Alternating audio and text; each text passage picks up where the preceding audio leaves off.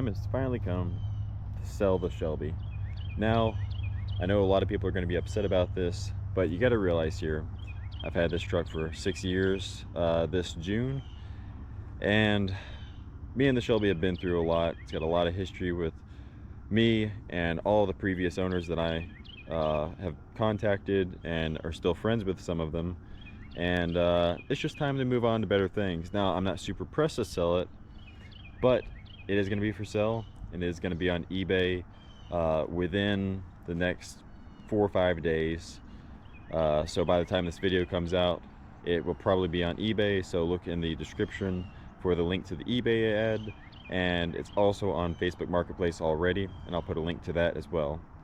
So I'm going to go through the quick list of parts and information on this for those who don't feel like going to either one of those and just want to contact me through here.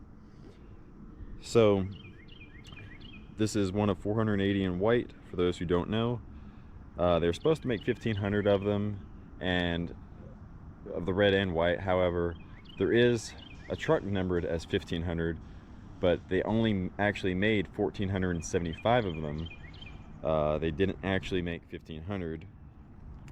So this one has a 360 Magnum board 60 over. That's got about 5,000 miles on it.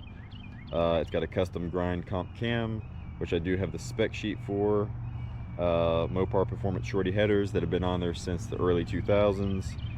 Gen 1 Holley Sniper EFI, Holley 255 fuel pump, factory replacement radiator, Assault aluminum dual plane intake, true duals into a 3-inch X-pipe, Spintech mufflers.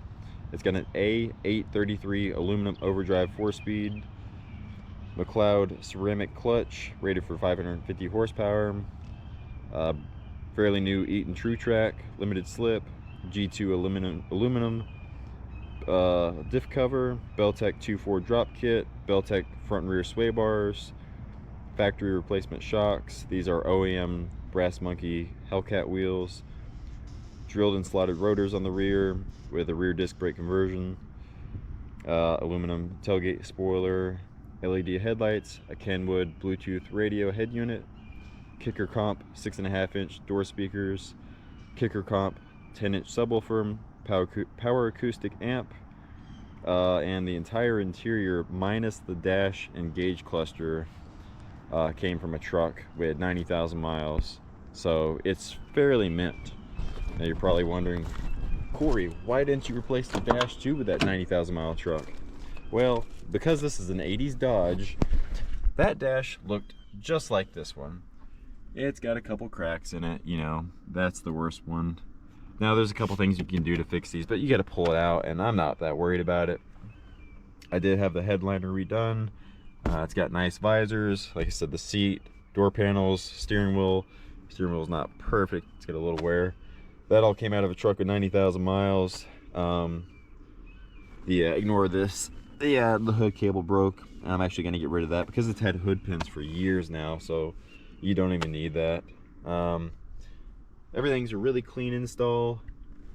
Here's the Holley screen. All of the gauges work like factory.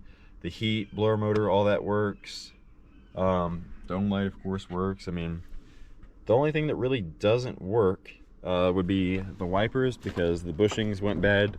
Once again, there are little plastic bushings under this cowl panel, and they're bad. So, but I don't ever drive this truck in the rain, so not really worried about that. If you want to, you can replace those again. They last about a year, so it's kind of pointless. But I have cleaned under the cowl panel here, so it's not going to rot out. It's good.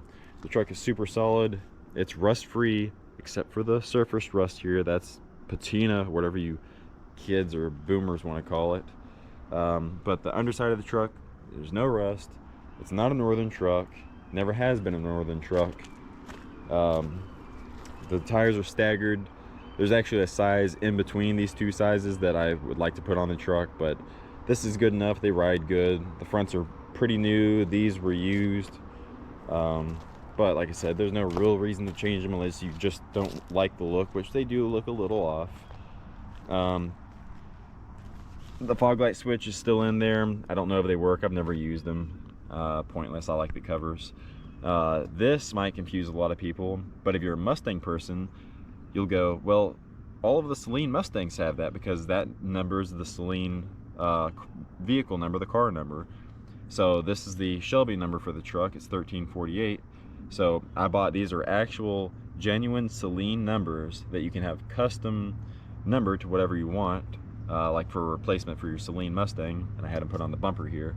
So pretty cool little touch. Goes with the white, because this is like, it's got some like Saleen touches to it. Also some things that should have been done from the factory from Shelby, and a couple modern touches, you know. So it's well-rounded, we'll call that. Well-rounded, I guess. So factory lights here, they're tinted. They're a little faded, so I didn't feel bad about tinting them. It's kind of got the white and black theme going. Wasp trying to sting me, that's cool. I would like to do window tint to it. That's always been on my list to do, but never brought myself to do it. Does have a dent there, cracked bed there, a little floppy. But like I said, this truck has 282,000 miles, the body does, and it's been around, you know. It was used as a, you know, truck. I mean, it's been around. That's, you know, all I can really say. Got that sticker for the Shelby when I was in Las Vegas at the Shelby Museum. Didn't drive the truck there, unfortunately, but I was there.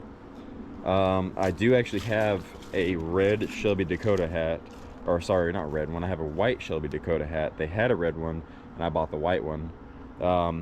For the right person, I would include that hat, but I would probably like to keep that, but we can discuss that. I'll put some pictures of the engine bay. It's nothing really special. It doesn't look special. Really, where you want to look is the outside and the interior, but under the hood just looks like a stock 360 Magnum with headers and an air cleaner. I mean, there's nothing special under there. That's pretty much it. On eBay it is going to have a reserve, but on Facebook it is listed for $12.5 firm, which I'm pretty firm at, but you know, we'll see what it does on eBay, and I might drop the reserve below that. We'll just have to see. Like I said, not super concerned to get rid of this thing, but I've had it for a long time. I'm kind of ready to move on, and I've been through a lot. And really the only Bondo in the truck, which everyone sits there and goes up to and picks at, is this right here.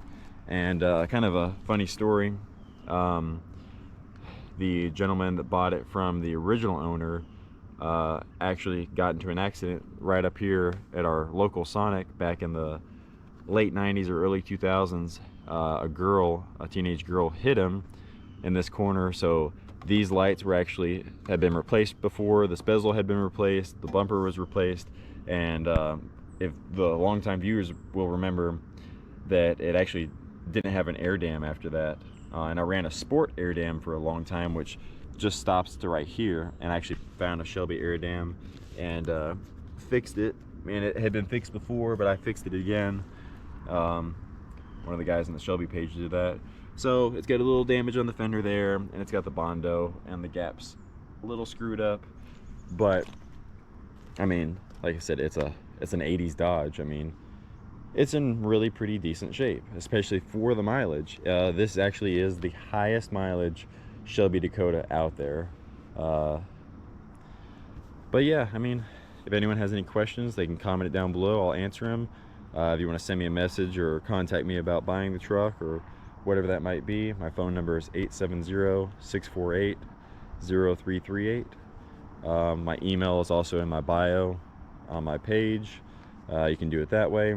What do you prefer? You know, just shoot me a text or give me a call.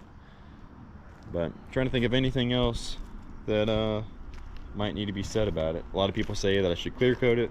A lot of people said that it should be painted, but I left it alone. It stays inside like 95% of the time, so the surface rust doesn't get worse. It doesn't have any pitting or anything. This is all really light. I mean, you could literally scuff this off. That tire's a little low. That's nice. But it's a really good little truck. A lot of money and time has been spent on this thing. But I understand that you're not going to get what you put into a hot rod. It's a little dirty too right now. The pollen's real bad. But yeah, anyone has any questions, feel free to ask.